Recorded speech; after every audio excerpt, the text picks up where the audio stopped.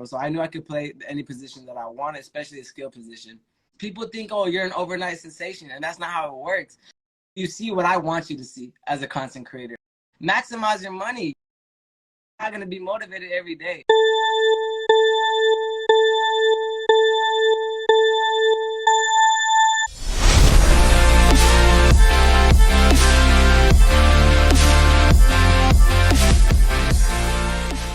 You doing? Wonderful. Good evening, and Good thanks evening. for joining. Of course, my pleasure. Before we get started, how do I pronounce your name properly? It's Christopher Bustamante. Bustamante. All Yeah. right, that's great. And I want to introduce you to our audience here. How y'all doing? We'd like to welcome our guest, Christopher Bustamante, professional football player for the Wyoming Mustangs, originally from El Paso, Texas, and a two-time champion of the Northern Athletic Collegiate Conference of Football, and previously played for the San Antonio Gunslingers and San Antonio VAR. Welcome to the show. Appreciate you, brother. So before we delve into, I want to also make sure that our audience is aware of your experience store on the SPRTER app. Make sure to check out Christopher's experiences there, yes. Wide range, and connect with him on the SPRTER app. So let's delve into it. How did you start developing a love for football, and how did your career start? Yeah, okay. So, I mean, we got to take this back. Obviously, I've always been an athlete my whole life, right? So, like, my first sport that I actually started playing was soccer, right? Crazy enough, I was like 5 years old. You know what I'm saying? Like, literally, my parents put me into sports instantly. Like I said, I was an athlete. So, by the age of 8, right, I had done basketball, I had done baseball, I had done soccer. 8 years old is when I first got introduced to the sport of football. Right, and that's because my older brother, who was 2 years older than me, he actually started with the team called the Spartans. It was Little League football, right? So I was always watching him play and stuff like that. And eventually I turned 8 years old. And in Texas, you can't really start playing tackle football until about 8 years old. So right when I turned 8, I was like, hey, I'm ready. I saw my older brother playing. I was like, I'm trying to jump into it, you know? So I actually got recruited by, his name was Coach Bill at the time, by the Spartans. So I started playing Little League there. Instantly fell in love with the sport. You know what I'm saying? It was just a different type of fun. It's a different game. And in Texas, everything's football, right? So obviously the recognition you get out of it, the praise you get out of it, you know, it's just different than playing basketball or anything like that, you know. But it was just fun. I had fun playing the game. My dad was also a coach, you know what I'm saying? So that made it a lot better too, because he was there with me, coaching me as well. So that's kind of when I started getting into the whole, you know, football thing and you know, falling in love with the sport. And ever since that age, since 8 years old, you know, middle school, high school, I kind of just let in the whole way, and I was all in, bro. You know. All right, that's awesome. Now, you've done something that doesn't happen that often, but walk me through it. In high school, there was a reason. What was the reason behind you suddenly changing and saying, "Hey, in high school, I'm going to switch from a quarterback to wide receiver"? Yeah, okay. So what's crazy enough, and a lot of people actually don't know this, especially newer people from, you know, my pro and stuff like that, is they actually don't know that I used to play QB, which is really crazy because I'm actually small, right? I'm a smaller person. So, yeah, so basically from 8 years old up until my senior year in high school is when I decided to make the change. I was a quarterback my whole life. It was really good. I could actually throw. Obviously I was mobile. So a lot of people don't know that. I never kind of say that because from senior year on, college, pro, it's been wide receiver, right? But I always knew I had the skill set to do so. But I just grew up playing quarterback. I found love. I'm a control freak, you know? So I'm the type of person, bro, that, you know, I feel like no one could do it better than me. You know what I'm saying? So it's actually a bad thing sometimes, you know? So I just want to always control everything. You there, brother? Oh, there you go. Yeah. I just kind of always want to control everything to, you know, make sure everything goes right. I feel like if I don't do it, it's not going to go as planned. So quarterback just fit best, bro. The skill set, it was really, really good at it. But, you know, I had to start looking into it, bro, and I love the game of football. And I was like, hey, like, if I want to play at this next level, if I want to go ahead and actually, you know, take it up and get to where I want to get to, you know, I got to start looking into a position change. Why? Because you don't see guys my height literally playing QB's position into the collegiate level. So I actually had a talk with one of my coaches my senior year, and I was like, hey, I think about switching over.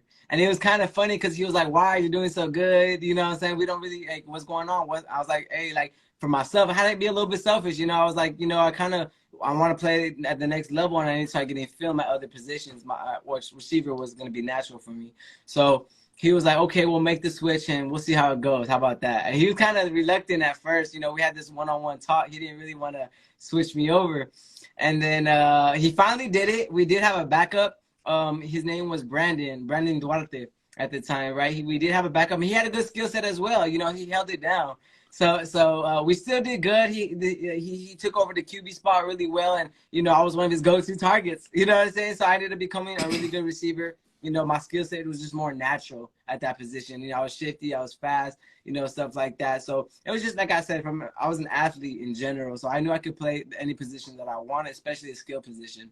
So I made that switch for the purpose of me wanting to play at the collegiate level and eventually get to the pros, you know, because again, you don't see too many quarterbacks my size even getting the opportunity to get to play at that level. You know, I was just going to be looked over a lot. So I should have probably made that switch a little earlier, you know, because then I would have probably got even more D1 offers and stuff like that. However, like I said, I appreciate what happened to me and the way my path went because it worked out really well. So yeah, that's kind of like the whole way that worked out, and something that a lot of people actually don't know. That's a crazy story. Now, having played quarterback for such a long Yeah. time, how does that benefit you now on the field as a wide receiver? I mean, are there some skill sets that is there something that you feel like, you know what, having played quarterback helps me now at my current position? Yeah, 100%. So, you know, it kind of helps build that relationship with the quarterback. You know, a quarterback and his receivers got to have that chemistry. You know, you got to build that relationship. So anytime, you know, he misses a throw or anything like that, I'm not quick to be like, yo, what's going on? You know, I understand the position. I know it's not easy. I know it's a lot more of a mental game. You know, quarterback is the hardest sport mentally. You know what I'm saying? Anyone can offer me. No, I'm not saying physically, but mentally, you got to be a good quarterback. It's a lot of mental tearing on your brain. You know, you got to have a lot of stuff going on. So I understand that, right? So anytime we're meshing, doing plays, I understand that, and our relationship builds a lot faster. I'm like, let's do it again.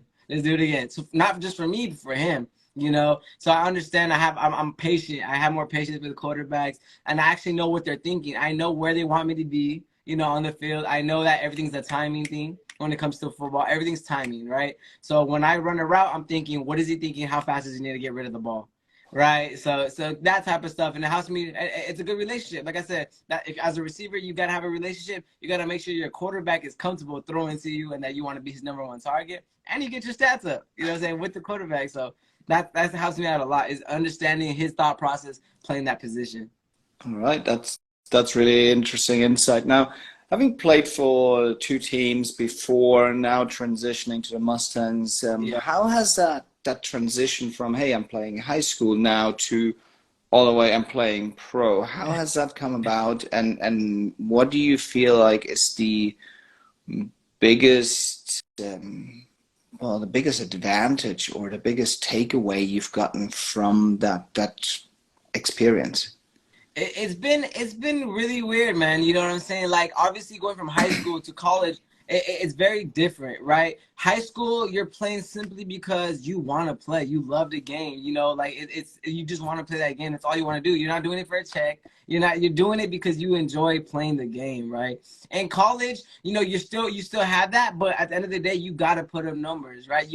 There's certain criteria you got to hit, and you'll start to see the political side of things a little bit more once you get into college, right? And a lot of people don't speak on this part because, you know, it's not always a good light to shine. However, politics isn't everything that you do, right? So once you get to that collegiate level, you got to make sure you're producing or else you won't play, right? Because coaches have a job, and that's to win, right? So as a player, you got to make sure you're helping them, you know, get that job done, right? So if you're not performing at your best or providing something to the team, you know, get ready to sit down because they need the next person up, right? So you got to see that, and then you know, coaches and stuff like that. So once you get to that level, it's a little bit different. You got to make sure you're actually putting in the work. You're training the right way. You know, talent alone is not gonna do it. You know, you got to make sure you're putting in the work, you're grinding, and getting to that level that you need to be at, so that one, you can get the playing time you want. You know, you can continue having fun playing the game, and you could produce for the coach. You know, so it's a little bit different, right? And then once you get to that pro level, it's a drastic change, right? Big time, because now you're getting paid to play the game that you love, which is an absolute blessing. It's something that a lot of people don't get to experience and never will experience in their life, right? So once you get to that level, it's like college times 10, right? Because now if you don't produce, one, you're not getting your money, and now you got a life. You got bills you got to pay. You got stuff that you got to do. So it's like, it's just more pressure, right? So if you're not built for that type of pressure, if you haven't like had any experience with that type of pressure on you, sometimes that's why rookies sometimes fall under the pressure, right? Because they never really had that type of pressure on them. If they don't perform, they won't get paid the right way or anything like that. So, and you got a family, you got bills, you got rent, you know, so you got to make sure you're performing, one, because you love the game, right? You got to train 10 times harder to make sure you're competing at that level, because everybody's good, you know, and everybody's fast, everybody's quick. So you got to, what makes you stand out from everybody else, right? So that's the biggest difference, is obviously talent level. Everyone knows that it goes up the higher you go, but it's more about what I would say is how committed are you to the Mm. sport, right? It's once you get higher and higher level, it really shows your true commitment to the sport, and, you know, what you're willing to do and how many hours you're willing to put in to, you know, continue playing at that level for a long period of time. Well, that's interesting. Now, you talked about pressure, you talked about commitment, so we're really in that on the mental side of the game. Yeah. How does the mentality of the team in the pro leagues compare to that of the players at the college level? It's completely different, you know. It's business, you know. So at the end of the day, the coaches, like, they can love you, they can have a relationship with you, you could be like a son to them. But at the end of the day, if it's my family you gotta feed or their family, they're gonna take themselves every single time, and that's just the way it works. You know, at the end of the day, they got a job to do, and if they're losing, they're gonna lose their job, right? And you got to understand that as a player too, right? I don't care how close we are, I got to make sure I put the best product on the field, which is why you must put in the work, you know, and outwork everybody, because everybody's talented, Hmm. everybody's good. So you must outwork and technically get better at your skill, at your position, so that you can be a starter, so that you can help contribute to the team's success. You know, and there's many different factors on how you could do that. But at the end of the day, if you're not, you know, they recruited you for a reason, and that's to perform. So if you're not getting that done, it's next man up, and, you know, you're gonna see a cut in your pay. So which means, you know, it's a trickle down effect. So you got to make sure you're producing, putting in the work, and, you know, it's a business, bro. You know, it's a business, and you got to make sure you handle it as such. It's your job. You're getting paid to do that now, so you got to make sure you're performing, or else you get fired. You know, that's just the way it works. All right, this is real business talk here. Yeah. Now, a different business talk that I want to really delve into a little bit is you're a content creator. Yeah. Yes. Yes. Yes. So talk me through that. How did that come about, and what's your angle that you're trying to achieve here with being creating content and sharing that? Yeah, so my angle, right, and it definitely changed throughout the years as you grow and you get older, right? So the whole reason why I actually started with YouTube, right? That was my main platform that I used. I started in college, right? I knew I had the fan base, I knew I had people watching, and you know, I was a goofball, you know. I wanted people to laugh, and, you know, I was young, you know, I was a kid still, and I was creating content, you know, for jokes and pranks and stuff like that, right? But Hmm. see, at that time, you know, everything, you know, everyone knows the old YouTuber, he plays football, he vlogs this, he does this, you know, it's really cool. You get a lot of, you know, praise for it and stuff like that. And I had fun doing it. I enjoyed creating content. However, I wanted to have a lasting impression. You know, that stuff doesn't last so long. You know, content, it's always funny, but, you know, people grow up. People want to see real stuff, people that can actually affect people, have, you know, contribute to society in the right way, right? So that stuff was short term. So I changed up my content, but I started with YouTube, and after I graduated, I just went full blown, right? I was creating content on YouTube, TikTok. You know, I wanted to reach as many people as I can, and my content really changed from pranks, funny, you know, college stuff, to more, you know, helping men and in general the human race develop as a person. You know, making sure they got their stuff together. You know, providing. You know, making sure they become a value person to society, you know, getting their money right, getting their businesses right, you know, making sure they put themselves in a position to win. You know, we don't want people living paycheck to paycheck. We want them to live a happy life, you know. So a lot of my content nowadays is in order to help, you know, people grow and become the best versions of themselves, you know, reach their dreams, reach their highest level potential, you know, because I'm a true believer that you could do anything you put your mind to, you know, if you're willing to put in the right action and the work. You know, you could have a dream, you could have a vision, but it means nothing if you don't put the action into it, you know. And what it always circles back to is putting in the work, man. You know, you got to grind. You know, you can't skip that process. That's part of the process. And that's really my whole message, you know, and it's delivered in multiple different ways. But, you know, a lot of my audience is a lot of male right now, too. And, you know, I just try to help them elevate themselves so they could become the best versions of themselves possible, you know. So that's kind of like my content right now. It's super important that Yeah, we get that message for people who follow along and have a role model and see, okay, well, how can I be the better version of myself? exactly. Now, as part of the you talk about the grinding and talking about outworking others. Now, as part of that content creation journey, so to speak, what are some of the skills that you had to learn? So if I'm now an athlete and I don't know really, I want to get into content creation, but like I don't really know how to. What are some of those hard skills that you recommend athletes to follow through and to learn in order to be a really good Yeah, content creator? for sure. And that's actually a really good question because, you know, everywhere I go, Mustang, San Antonio, Spring Lake, I've always had a lot of athletes come up to me like, hey, I wanted to start a channel, or hey, I want to be a content creator, but they don't know where to start. They don't know how to get things started, and they don't know how hard it is. They think everything's just they see what they see on TV or what they post, but they don't see all the work that goes behind it, the editing skills that goes into it. You know, you got to know how to edit. You got to learn. It's a skill set. You got to learn how to edit. You got to be patient. You got to make sure that, you know, quality over quantity. You know, there's a whole bunch of stuff. There's an algorithm when it comes to, you know, certain times you got to post and stuff like that. And all that you learn by simply diving into it. You can't do nothing until you take that first step. And people always be like, oh, I don't want to do it until I have this. If you have a phone, if you have anything, you could literally, if you have a phone, you could start your channel. You could start creating content. That's all you need.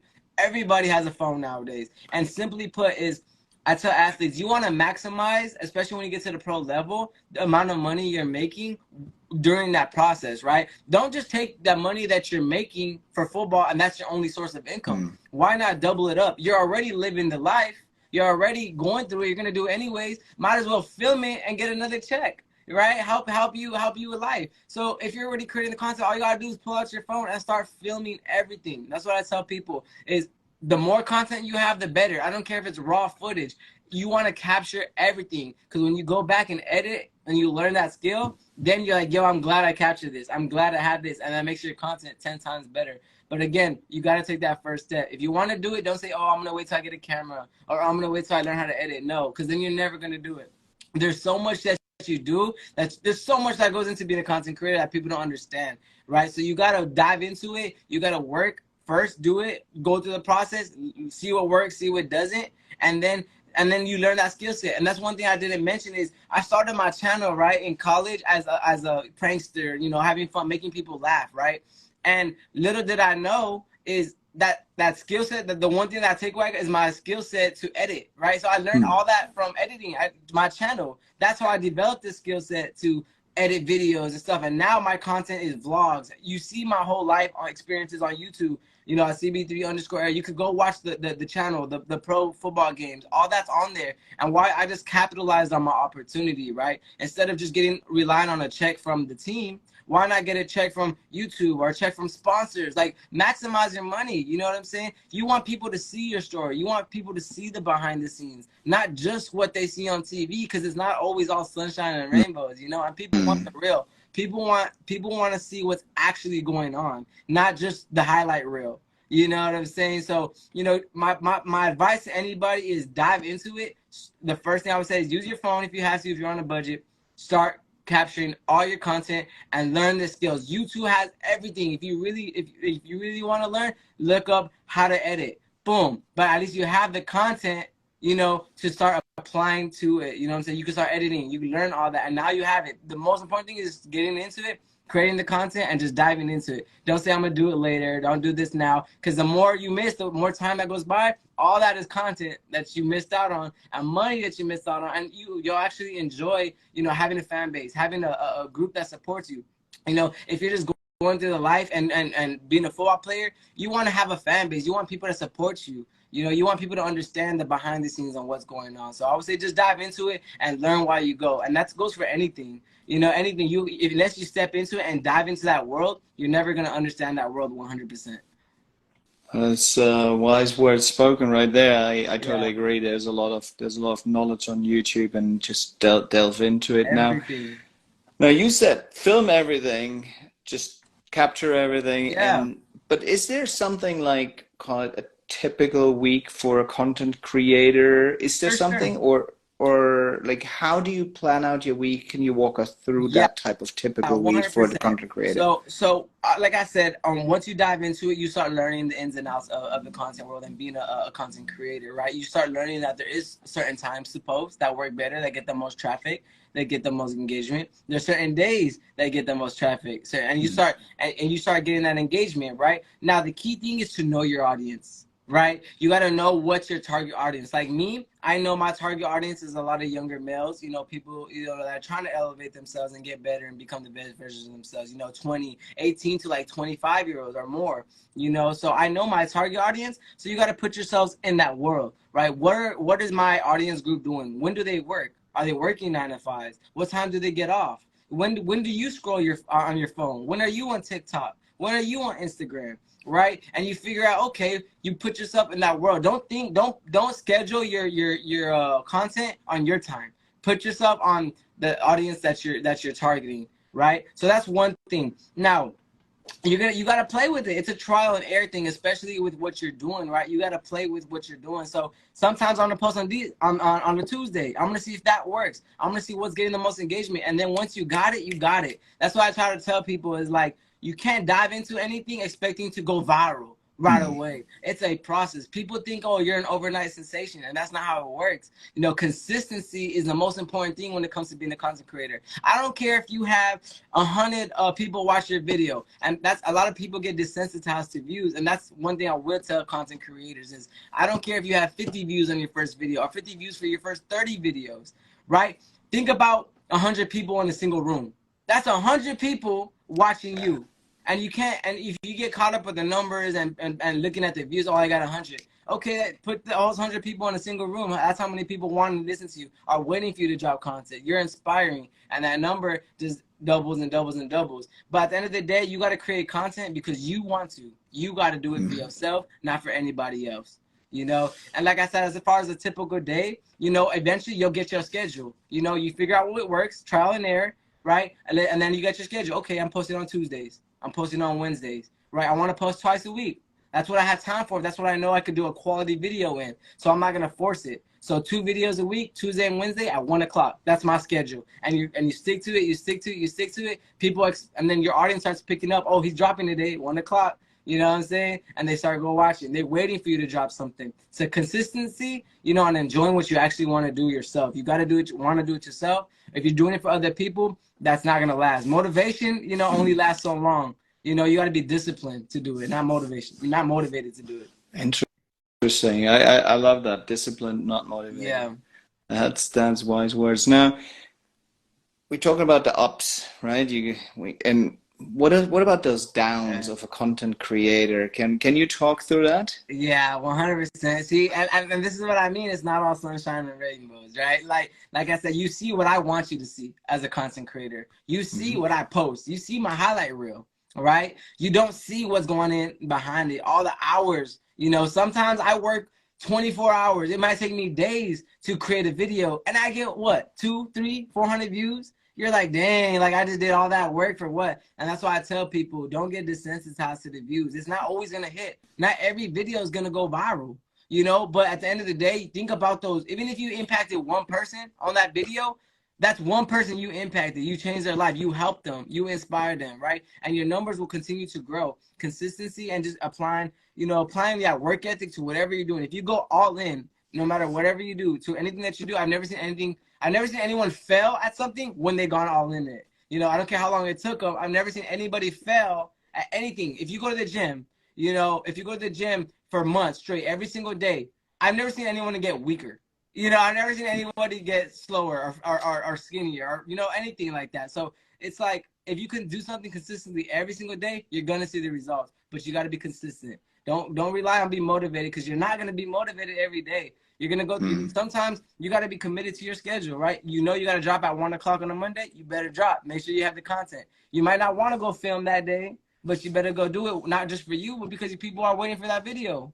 You know, so you got to be disciplined enough to know, hey, not everything's going to be happy. You're not always going to want to go do it. But if you made a commitment to yourself and to your audience that are supporting you, that, hey, I'm dropping, you know, you should do that. Your word should mean more than anything, right? If you tell, hey, I'm dropping tomorrow, stay tuned, they should be expecting a video, right? So you should sign that contract with yourself before you start something. Hey, I'm signing this contract. I'm dropping these many videos this week, no matter what. So when you come back and you're going through those slumps, like, dang, I'm tired, I don't really feel like filming, it's not working, anything like that, then you look at that contract. Hey, I can't do it. I already signed this contract with myself. That's it. I got to do this. You know, so you got to hold yourself accountable. And, you know, you're going to go through times where you don't want to post. You're going to go through times where your videos aren't doing well. You know, you're going to go through times where you just can't think of something creative to do. It does not matter. People want to see what's going on. They're invested in you, not always the content. You know, they just want to see, hey, what's going on with my favorite YouTuber? What's going on with my favorite content creator this week? So it's just being consistent and dropping. No matter how you feel, just know that your feelings do not matter. At the end of the day, the work got to get done. Wow. I feel inspired right now. I mean, do you do any collaborations with other creators or with other football players? 100%. And does that play a role in your content strategy? Big time, 100%. And that's in anything that you do, right? So, like, obviously, if you go to any YouTubers, right, collaborations are huge, and that's how you grow your audience. That's how you reach a new target audience, right? If my goal is to hit, you know, help younger men grow and become really good men, right? And I'm not hitting a certain audience, I want to hit that audience. I want to inspire the most people as I possibly can, right? So I'm going to collab with someone who already has that audience, and I'm going to pull some of theirs, and vice versa. They're going to get some of mine. So it's a give and take, right? In business, you have business partners, right? You have network. You have people that you network with, and you use them for good. You guys use each other for good things, right? You are using each other, right? That's what people got to understand. You are using each other. It's okay to use somebody for the right things, right? You guys are using each other. You gain this, I gain that. I help you, you help me. It's a give and take, right? So when I collaborate, yeah, and a couple of names, Najea Delgado, I have her. She's a TikToker. She's really big on TikTok. She does breakdancing, stuff like that. So that's one audience. You know, Eric Haybear. He's also kind of a similar content creator like mine. Kind of has a similar story as how he started his content as well. Has over, like, I think it's 100,000 plus more subscribers. He's really up there. Worked with him. I've worked with All-American actor Jermaine. So there's multiple different people that I work with, different collaborators. I go to Houston, I go to Austin, I travel, and it's to build my brand, you know, but also to network and see how you learn from each other. You know, what are you doing? How are you get so many views? You know, what's working for you? You know, and you gain, you know, you give and take. Like I said, I'm gonna gain subscribers from them. They're gonna gain from me, and that goes on TikTok, YouTube, whatever kind of content creator you are. You want to work with people that are in your niche, and even people that are not in your niche, because then you attract a new target audience, and now you get to inspire more people. So collaborations in anything that you do is essential, not just content creating, but business. You know, athletes. You know, I want if I'm an athlete, right? If I'm a receiver, I want to go work with Devontae Adams. I want to go work with him. Why? Because he's better than me in certain things. So why? What I need to go develop that skill set. I'm gonna go work with him to see how I can get better. So in general, you know, collaborations are huge. And what's the role of you being an athlete? How does that help you in getting some of these collaborations? Does it help? Does it hinder? What's the role there? Say that again, brother. You broke out a little bit. You said, what's the role and what? So you being an athlete, does that help you with getting certain collaborations that other people may not get? Or do people want a connection with the team? Or can you walk us through that? 100%. And for me to sit here and say that my experience with football and, helping me get collaborators hasn't helped me 100%. I'd be lying. 100% my experience, going through pro, traveling around the world, meeting different people, being part of different teams, being at that high level for a certain period of time. I get access to other connections that normal other people wouldn't get, So yes, of course, it does help me. But it's not like you don't go in with the mindset like, oh, I'm going to go on this team so I could get him to. No, you kind of just build those relationships. It just happens. I'm on a team and he ends up being on a team and he has his own content, his own fan base. Hey, bro, you guys get real close. You form some type of relationship. Hey, I actually a content creator. Let's do something together in the future. And you become business partners just like that, right? And you travel and stuff like that. So does it help? 100%. My path and, being in football has helped me 100%, but that doesn't discourage the people who haven't had that type of path, people who haven't had that type of access to people.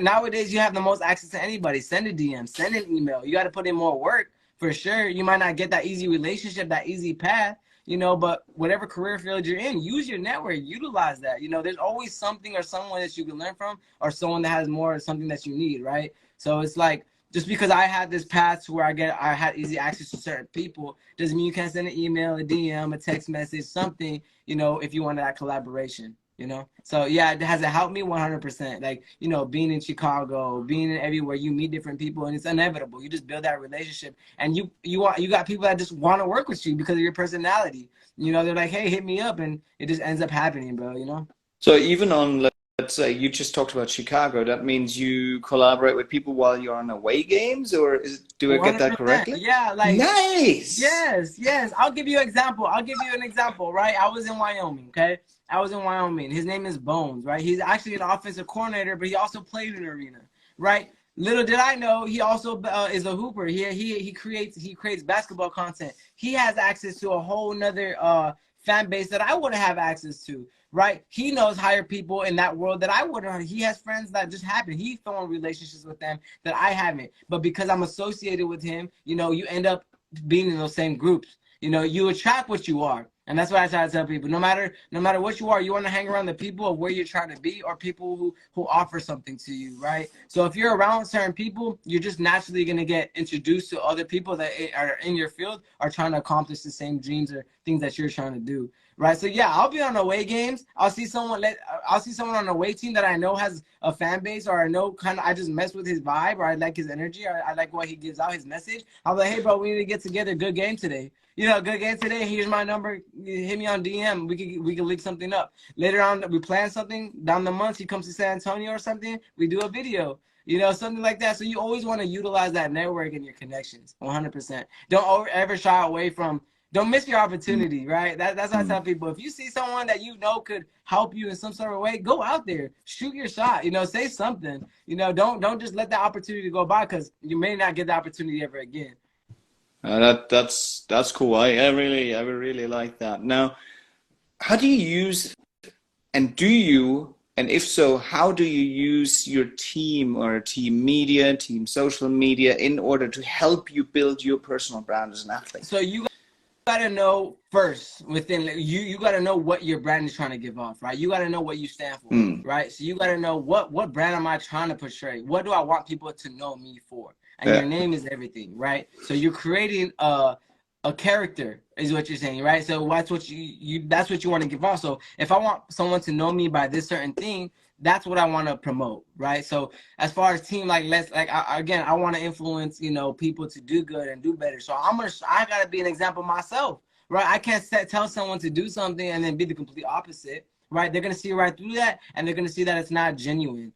So if I'm telling people to work hard, continue, create a business, take the opportunity, I got to be a living embodiment of that, right? So I'm going to continue to work hard. They're going to see me working. They're going to see me developing businesses. They're going to see me doing this. And by nature, they're going to get motivated and inspired to do that themselves, right? Not one am I only telling them to do it, but I'm showing them how to do it, So anything I post is around what I'm trying to portray, right? So if I create a business, I'm going to post that, hey guys, just made another business, check this out. Right, and people are constantly seeing your brand, what's going out there. Like football. If you go look at my page, everybody knows, right? Everyone knows. Oh, he played pro football. He does this. He does that. Why? Because that's what I want my brand to be. That's what I want people to see. And what message are you trying to give out? You know, if you post something, just know the way social media can help you could also hurt you. You know, so if you post something that doesn't go with your brand, be ready to take the hit on that. And that's what people gotta understand is when you're building a brand and you're getting a fan base, you also got there's the bright side and the dark side. So you gotta be making sure that you move correctly and smart as well. That makes a lot of sense. Now, as an athlete, you work for the Mustangs, you play for the Mustangs. Yeah. Does the Mustangs social media team or the team itself help you in building your personal brand? 100%. Yeah, everything, you know, everything that I've been a part of, I've utilized. And that's one thing, again, like I said, if you have an opportunity, take it, right? Okay. So, for example, I run my own social media marketing agency. That's my business, right? So basically what I do is I create content for businesses along with my brand, right? So I'll do content creation, social media management, and I do paid ads. So whatever they mean, Okay. basically I help them get more customers and get more sales and drive more traffic to their social media, right? Now, what again, all this I learned, right? So I'm in the Mustangs, right? I ended up doing like over like 20 highlight tapes for all of the team, right? That was money coming in. They need highlight tapes, right? They need to get recruited. I said, hey guys, I do editing. Let me know what you guys need. I'll do your highlight tapes. All So I right. did all the players' highlight tapes, right? So now I could, you know, pitch to businesses. This is my content. This is what I could do. I can show them the content I've created, you know? So yeah, like everything, it all works together. My team has helped me. Why? Because now I have connections. You know, I have the work to show. People want to see a portfolio. They want to Yeah. see the kind of work you've done. So you want to, like, again, there's money everywhere, bro. You know what I'm saying? You just got to utilize your network and utilize what you're doing. So if I saw an opportunity, you got to be willing to take it. I say, hey, they need highlight tapes. I literally was in the huddle one day and I was like, hey guys, I know you guys, end of the season's coming up. You guys need your highlights. No, literally, and this is how you got to shoot your shots sometimes. I was in the huddle. I was like, hey, That's y'all. amazing. Coach was talking. I was like, hey, guys, just so y'all know, I do highlight tapes. If y'all need it, I got you for the low. You know what I'm saying? 20, 30 people come, hey, I need my tape, I need my tape. You start with one player, that player talks to another player, and word of mouth, you know, so boom, boom, boom. Now you got money coming in from that. You got a portfolio. Now you can pitch to businesses, get more money. So, you know, it's just in general, you guys got to utilize your network. That's amazing. I love that. In the huddle. Yeah. That's amazing. Now, I want to be cognizant of your time. Really appreciate and really enjoy this conversation as well. There's so much insight. But I want to finish up with your recommendation for whether it's a player or content creator. What is that one thing that you want to give to the next generation? One piece of advice. One piece of advice, and this is a really good question because I really wanted to like actually help. You know, I wanted to actually mean something. You know, people always say, "Oh," and it sounds cliche when people say it, but it's the truth. Like if you look at anyone that's at the top, right, of whatever they do, right, football, business, whatever they do, they all say the same things, right? And there's no coincidence for that, right? It's because the system works, right? Whatever they're doing, it's consistent, and you always hear the same things. Put in the work. You know what I'm saying? Plan what you're doing. You know, be consistent. You know, not everything's gonna go right. You know, so you got to be willing to go through the struggle. You got to be willing to go through things. It's not always going to be fun. Not everything's a straight path. You might, you know, be patient. You got to be able to be patient. So the one thing I would give advice to is if you believe in something with your whole heart, I don't care what anybody says, if you believe in something, go for it, right? Take that first step. Stop letting any reason, any excuse you have in your head keep you from making that business or, you know, fulfilling your dream or whatever you have, right? Don't stop making excuses and start taking action. So if you have a vision, start working towards it, right? Stop letting stuff hold you back from doing that. So take the first step, put in the work. Know it's not going to be easy, right? Know it's not going to be easy. Utilize your network and be patient. You know, those things, you do those things, you continuously put in the work and you learn. You know, don't just go through the motions, but actually learn. Be in the moment.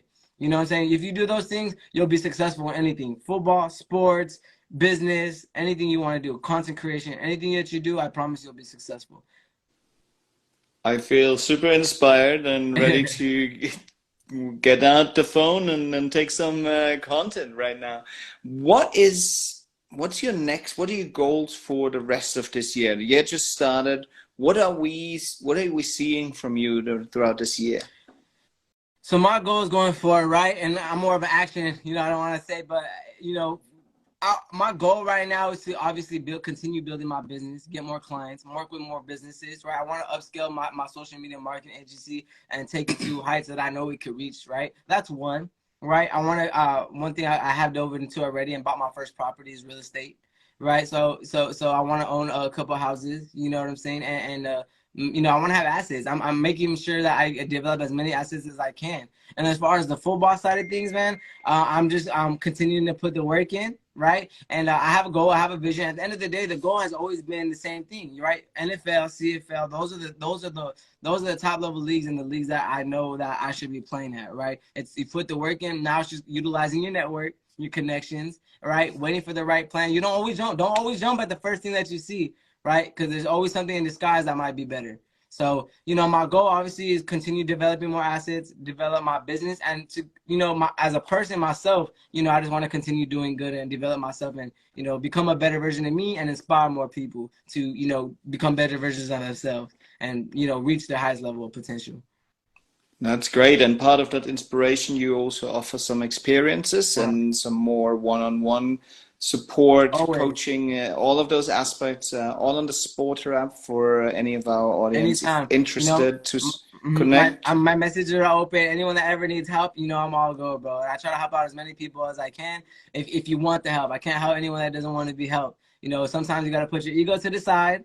You know, put your ego to the side. And if you want to get to where you want to be, you need to take notes from people that are living the type of life you're living. So, We definitely make sure to tag you, connect you. 100%, We'll share some highlights over the next for of this sure. podcast as well. There's so much valuable insight for our audience as well. So thank you Thank you. so much for joining us, sharing your insights, and we're excited to follow along. And all the best in for 100%. 2023. I appreciate you having me on. It was a blessing, bro. I actually enjoyed it. Thank you. You know what I'm saying? If you ever need anything like that, you know you can holler at me, bro. And I appreciate your time too. Awesome, likewise. Thank you so much for joining. Have a Have a wonderful day. wonderful day. Bye bye. Thanks. Bye.